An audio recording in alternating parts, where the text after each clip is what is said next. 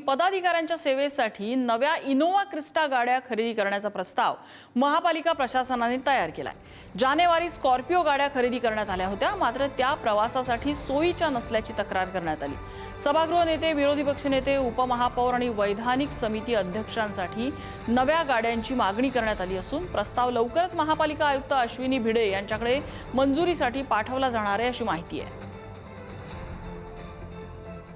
प्रस्ताव पुढे गेला, वरवर बोलणं की आपण ह्या बदलतोय या गाड्या, कुठल्या गाड्या काय माहिती नाही, हे चुकीचं बोलताय का? सगळ्या पापांमध्ये आम्हाला धनी करू नका। हेरवी जेव्हा आम्ही म्हणतो ना आम्हाला बोलवलं जात नाही, बोलवलं त्याच्यावर उत्तर नाही आणि काही सांगणार काय तुम्ही? मुळामध्ये स्कॉर्पिओ ह्या नवीन गाड्या आहेत, 5 वर्षासाठी घेतल्या, वापरूया ना। मी आता सांगते वापरूया। किशोरी पेडणेकर कम्फर्टेबल आहेत या गाड्यांमध्ये? मी कम्फर्टेबल आहे। गाड्यांची मागणी विरोधी पक्षनेत्या किशोरी पेडणेकर यांनी केली। मला या गोष्टीचं आश्चर्य वाटतं। माझ्याच दालनामध्ये बसून सगळ्यांबरोबर किशोरी पेडणेकर यांनी मागणी केली होती की माझ्याही पाठीला फार त्रास होतो, माझीही कंबर दुखते, त्यामुळे ह्या गाड्या आमच्या काढून त्या ठिकाणी, कारण ह्या सगळ्या गाड्या मुंबई महानगरपालिकेमध्ये कॉन्ट्रॅक्ट बेसिसवर आहेत, तर त्याच्यामुळे आपण ही गाडी काढून दुसरी गाडीची मागणी आपण करू शकतो, हे कॉन्ट्रॅक्टच दिलेलं आहे। तर त्यामुळे त्यांनीही त्या ठिकाणी सहमती दर्शवली होती। पण मला आश्चर्य वाटतं, किशोरी पेडणेकर यांना बंगला चालतो पण यांना गाडी चालत नाही।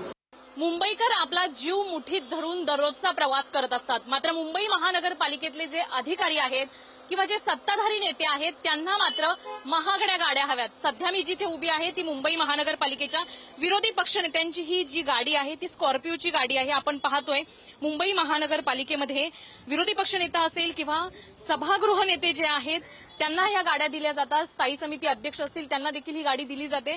मात्र 5 महिने देऊन ही गाडी झालेली नाही, तेच आता पुन्हा एकदा नव्याने प्रस्ताव आलेला आहे, तो म्हणजे इनोव्हा क्रिस्टा गाडी ही मागवण्यात आलेली आहे आणि विशेष म्हणजे आयुक्तांकडे तसा प्रस्ताव देखील गेलेला आहे। आपण जर ही गाडी पाहिली तर अजूनही नवी कोरी गाडी आपल्याला पाहायला मिळते। ही विरोधी पक्षनेते किशोरी पेडणेकर यांची गाडी आहे।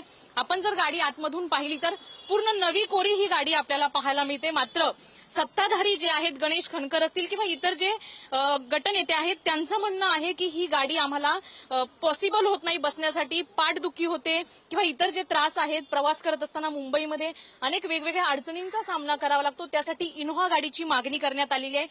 विशेष म्हणजे मुंबईकर जनता जी आहे ती दररोज पाहिलं तर सकाळपासून रात्री झोपेपर्यंत ह्या वाहतूक कोंडीतून किंवा जीव मुठीत धरून प्रवास करत असते। मात्र या नव्या कोऱ्या स्कॉर्पिओ गाड्या असताना देखील दुसऱ्या महागड्या गाड्यांची आवश्यकता काय, आता असा प्रश्न विरोधी पक्षनेते किशोरी पेडणेकर आणि मुंबईकर देखील विचारत आहेत। मात्र आता या प्रस्तावाला हिरवा कंदील मिळतोय का हे पाहणं महत्वाचं असेल।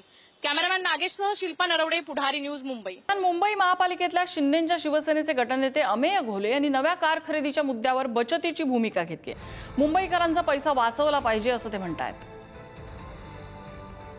तो विषय आहे याच्यात की सगळ्यांनी बचतीचा मार्ग घ्यावा आणि आज मुंबई महानगरपालिकेची जी परिस्थिती आहे, आज आपल्याला विकासावरती आपल्याला बोलायचं आहे आणि या माध्यमातून आपण कुठे कुठे बचत करू शकतो आणि मुंबईकरांचे पैसे कसे वाचवू शकतो यावरती जास्ती जोर दिला पाहिजे। आणि जे काही प्रस्ताव येणार आहेत किंवा आले आहेत त्यावरती एकंदरीत सर्वोपरी आपल्याला विचार करून त्याच्यावरती निर्णय घेतले।